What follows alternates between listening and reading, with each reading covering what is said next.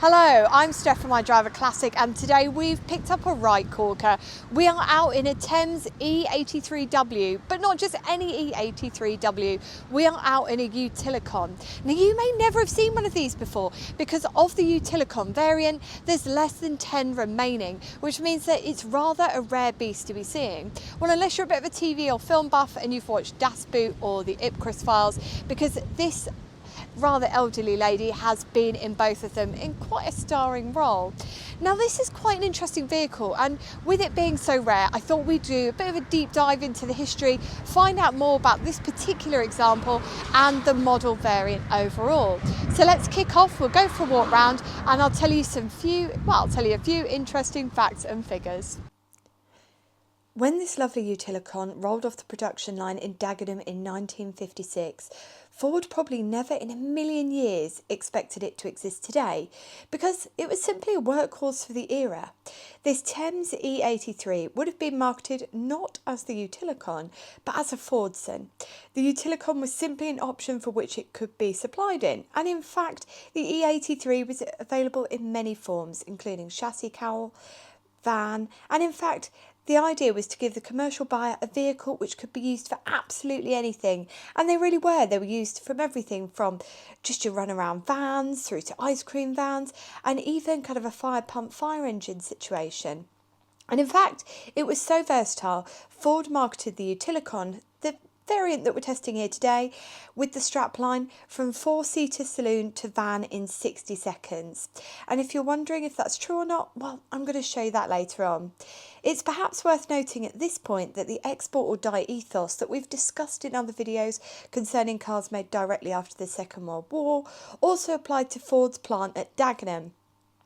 With this policy, it essentially meant that to access the steel, which was owned by the government, you had to export a high quota of vehicles overseas, and the reason for this was to help boost the country's economy post-war. Therefore, if you're watching this in Australia, you might know this vehicle as the 1010, and some countries only received the model as a cowl and chassis, and what they then did was they relied on local coach builders in various nations to build the bodies to accompany it. Today, well, you're not going to see many of these, or even any of these, at specialist classic car shows, but they were made for quite some time, and they were made in quite plentiful amounts, from 1938 until 1957 in fact, and they were part of Britain's heritage and landscape, and in fact, that discounts a lot of other countries where they were very popular and you saw a lot of them as well. Essentially across the world, many people were seeing these used, abused and just put through their paces. And they made up a large number on various fleets, from small businesses through to large commercial outfits. However, they weren't the speediest vehicle on the road because they're still using the same technology in the 50s as they had in the 30s. But remember, you're not going to spend loads on a commercial vehicle. So they were fitted with an 1172cc side valve engine and 3-speed box. So as they reached their twilight years of production, and they were still being used second hand and third hand into the 60s and 70s, because people weren't so throwaway back then, it must have been really frustrating to be stuck behind one of these if you were late for work. Because realistically, the top speed isn't much over 40 miles per hour. And if you imagine them fully laden up, maybe carrying food or sacks of flour, they're probably not going to be going much over 30 miles per hour. So probably a few eye rolls as people saw these going down the road. Now you may be wondering what it takes to keep something like this on the road today. Well, it's not the easiest of your classic Fords, and this is because although the engine is shared with other Fords, and it might be a unit that you're familiar with yourselves, many other parts are not. And if you're after a headlight, well, they were shared with the E87N tractor and were only an optional extra on the tractors, so even a light can be quite a tricky find for one of these. And to me, that makes this vehicle even more special for the efforts that people have gone to keep it here today. And if you're wondering how this one has survived, well, it spent a good number of years as a humble decorator's van before being purchased in the mid-70s by a previous owner who decided to do a bit of tidying up and then uncovered who the first owners might be, which might be a surprise to you, but it was the government. And they knew this because across the near side wing it read, "Property of the Home Office." The car's then sold a few times. Pre-internet, it's really hard to keep a track of where things end up. And then in 2008, it's purchased by John Wilson, who was a dear friend of the current owner, Simon. John was retired, and it meant that he could put in countless hours to the vehicle, which had arrived, sadly not in its 70s state where it's still a solid vehicle and work's been done. In fact, it arrives as a sorry shell. It doesn't even have an engine. It has nothing, and it was so bad that John thought, do I turn this into a pickup?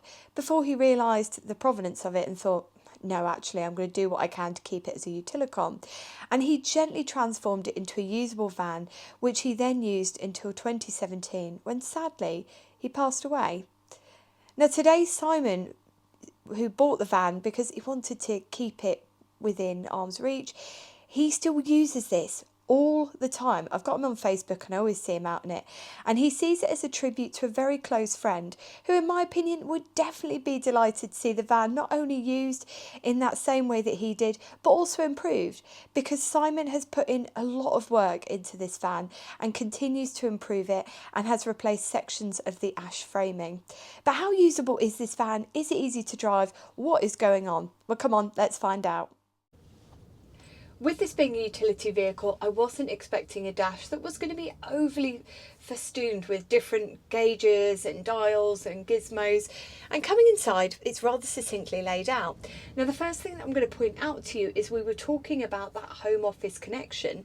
Now, when you had a government vehicle and it went back out into the market, quite often they didn't take out some of the little bits and pieces, because what used to happen was when a government vehicle came to the end of its life in whatever department it was in, it often went to auction. So it was reliant on whoever was sending it away to strip all the various bits and pieces out, which is why we still have this little metal plate over here, which determines all the various bits and pieces about the car, and just an interesting thing to see. And you might have also spotted, if you're eagle-eyed, that fire extinguisher as well. Now, you might be wondering if they only issued it to vehicles like this. Well, not so, because any vehicle that was issued through the government, and that includes cars that were issued by the Ministry of Health for people that were disabled, they were all fitted with that fire extinguisher. I had one in my 1968 Morris Minor, and it's slightly newer than this for obvious reasons, but they all follow that same army green colour with the same print on. So seeing that today, stuff like that is just so rare. Real privilege to come inside and find that while so many things, as I was telling you, like the engine wasn't there, the gearbox wasn't there, they didn't even have headlights, and yet they'd left that. So good decision making by whoever didn't touch that. Now, coming in front of us here, we've just got 3 leading gauges. So we've got the amp meter, you've got your speedo. Now you'll see that that runs up to a rather ambitious 90 miles per hour. Remember, we've got that 1172cc engine in, which for those of you that are really into your old Fords, I think it was used in the Ford Pop as well. It's Pop or the Prefect, but I'll pop a note below just to correct myself as I go there. So are we going to get up to 90 miles per hour? Oh heck, we are not going to get anywhere near that. We're probably going to be topping out at a rather courageous kind of 45 miles per hour if we're very lucky. But Simon, the owner, was saying to me that even though the previous owner had got all the way, I think he was saying he'd got all the way into kind of mainland Europe in this, which is quite a trek. He said it's harder to drive than his race car is around a track, and he's doing over 100 miles an hour in that thing. So goodness knows what we're letting ourselves in for. Now, over from there, you've got your petrol gauge, and just down from here, you've got your choke and you've got your pull start. Now, while we're talking about starting the vehicle, did you notice, and I didn't notice it straight away, that first of all, everything is offset to one side. In this side, everything's offset over to the left. And you probably thought, are they 2 starting handle holes? And the answer is yes. Now, the reason for this is depending on where you bought the vehicle. So, of course, this was a UK vehicle. It was right-hand drive. Everything is offset over to the left, which means that you're using the starting handle hole on the left. But here's the thing. If you bought this in America or any other country where they were driving on the left-hand side, everything was shunted over to this side. And that affects everything, even the diff, everything, all offset over in that particular car to this side, which means that you use the starting handle hole on the right hand side. I feel like that's such an unnecessary cost, but hey, I don't work for Ford, I didn't work for Ford, I don't make the rules. So that's a little bit of an interesting observation there as we go. Over on the right hand side here, you've got the keyhole and you've got your light switch there as well. You'll have seen that same setup on many of the vehicles that we've put on the channel, so it'd be quite familiar to you. Now this certainly wasn't familiar and it wasn't something I'd seen before. Now if you're wondering what this switch is, that is for your indicators. Now, this is where things have been slightly modernised, and you probably noticed that 12-volt battery under the bonnet, where the indicators have been slightly modified too. Now, the good thing about this is that you'll be able to see that it hasn't impacted the general look of the vehicle. And what's happened is the lights have been modified front and back with the bulbs and units and stuff, and they are now operating as both the lights and the indicators. It all works really well, and it's a great retro upgrade because let's face it, this has trafficators, which really great for the car, haven't been filled in. You see that so much and so often. They've kind of been left as is, but they're no longer in use. Now I know for some people that'll be quite a disappointment, but here's the thing, I drove for years on trafficators and nobody knows what they are, and it makes you a bit of a hazard out on the road.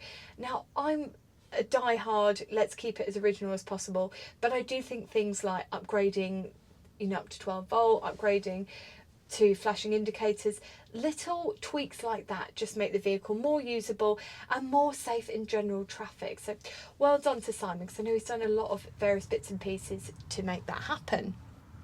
Now coming down from there, we've just got a pull there for the fan. That's, you should probably guess, aftermarket. And then you've got a couple of other little gubbins over here. And I think one of those is for the spotlight. But you've probably noticed the windscreen wiper. Now, if you know anything about these, you'll know that that single wiper was originally vacuum wiper, but now it's been changed over to electric. And again, some people might say, oh, well, that's disappointing. But here's the thing, it doesn't look any different. And when you're driving, as Simon does, sometimes great distances, because this is taken to film sets, and Simon's not really someone who chucks everything on a trailer. He's very hands-on, drives to places. And imagine you're driving down a road, the rain is lashing down. Vacuum wipers just kind of make things a little bit more dangerous. It's now an electric wiper, but it's still operated from the same switch up here. So again, just another nice little touch where things have been upgraded and it's nice and simple. Now the other thing I wanted to talk to you about was, you've probably guessed there's a lot of space around me, but did you know the space in the back is versatile as well? So when we were doing the walk around video, you probably saw the seats up and you saw like little galleyway that people can walk down, and you thought that would be good fun to take everybody to the pub in.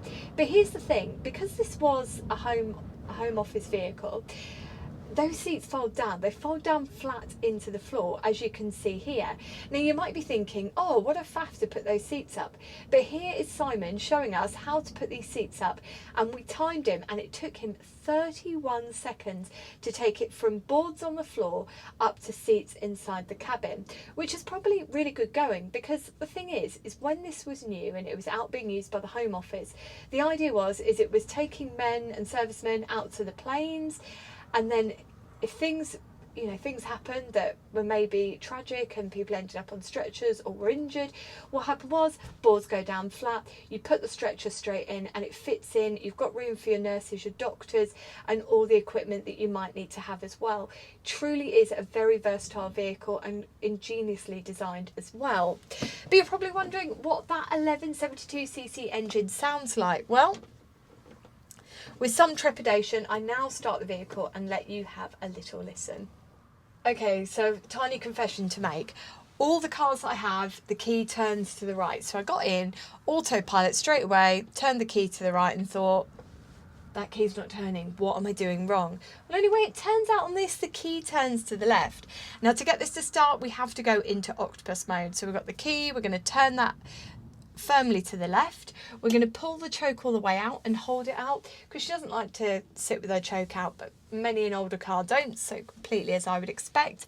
We pull the starter and then we give it a bit of throttle. So let's go for it. Sometimes you feel like a mad professor when you're trying to do it all at once. So choke fully out. Come on.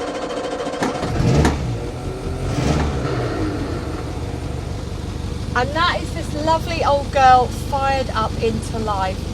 Now I'm going to give her a couple of minutes and then what I'm going to do is head out on the road and I'll show you what it's like, and we're going to film it on the first take, which is slightly nervous, but I want you to see exactly how it is, how we get on and how it all goes. Wish me luck.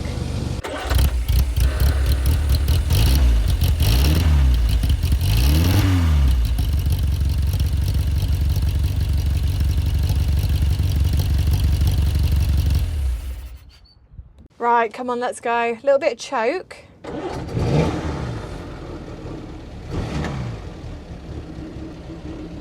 Now, I know some of you at home will be wondering why I'm not wearing a seatbelt, but don't panic, there aren't any fitted.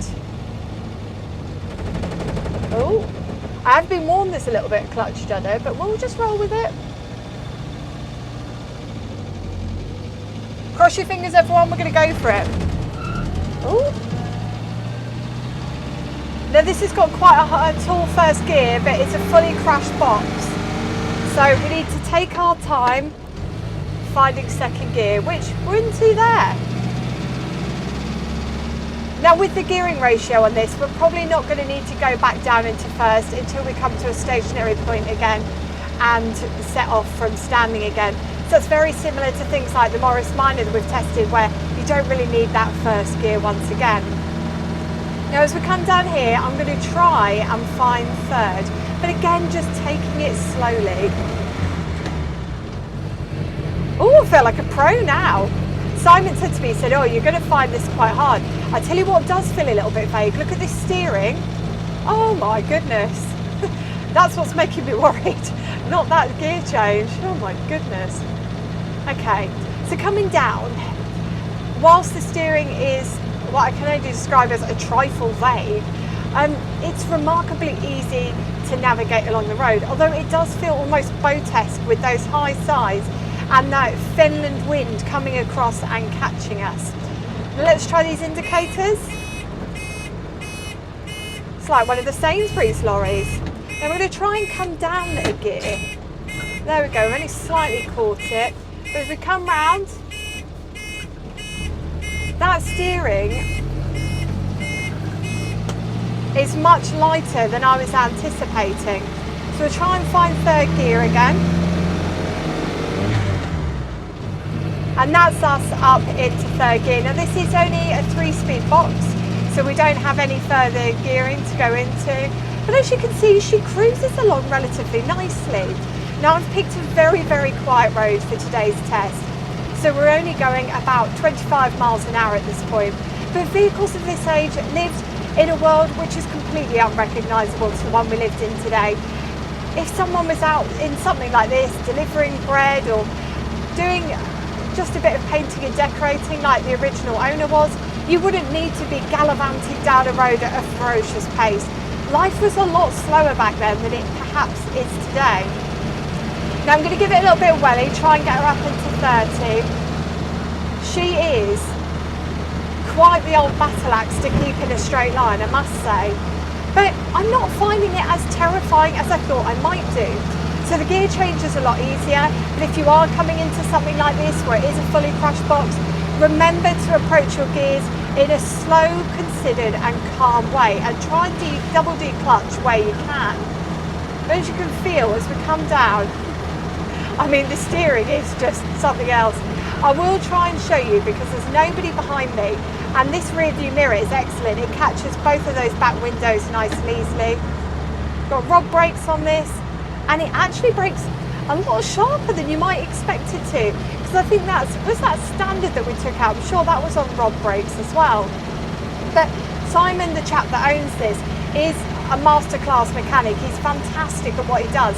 So I'm really not surprised that this vehicle is in tip-top condition, and that she's probably as good to drive as she was way back when she was perhaps only kind of 5, maybe 10 years old. Now the one thing I will say is this isn't the original box. We talked a little bit about how she arrived and how she had nothing with her, and she was just a sad, lonely shell that needed a bit of rescue. So the gearbox that would have been in this originally would have been one of the commercial boxes, and it's now one of the car boxes, but really there's not too much difference in that. I think it's just got a taller first gear on it. Now as we come down, it is a bit of a trial to keep her at 30, But perhaps that's me, because I don't like to thrash vehicles. I like to be slow and calm and considered and approach everything with just a little bit more caution than perhaps the modern car driver does. But all in all, she's a lot easier to drive than I thought she might be. And that for me makes it quite joyful. And I think if you threw the keys at me and said, Steph, you need to get to some far-flung destination, I think I could probably do it on a myriad of A roads and back roads and country village roads. It's really not that difficult at all. Once you get your head into the game of how the steering is, and you really do have to keep correcting it as you go, it's not that hard to drive at all. When people get in stuff and like this and say, oh, it's so hard, I just think you just need a bit more time and patience with it. It's a lot more simple than perhaps you're expecting. Now I'm quite enjoying this and I feel quite relaxed, so I'm probably just going to carry on driving. Now if you are in the mood for something like this, or something with side valves that's Ford, there is a side valve owners club. I don't know too much about them. I've never had a direct interaction with them myself, but I know that Simon has consulted with them on things before. Now we've come back into a complete stop, so I'm going to just flip into first. That dastardly clutched other. But here you go, let's see how she gets on. Again, as I say, once you've got your head into it, that the gear change needs to be slow and considered, it's not difficult at all. Now we're going to head back. We've had a fantastic morning out testing this car, but until next Sunday when we're back out in something else that's quite interesting, take care and drive safely.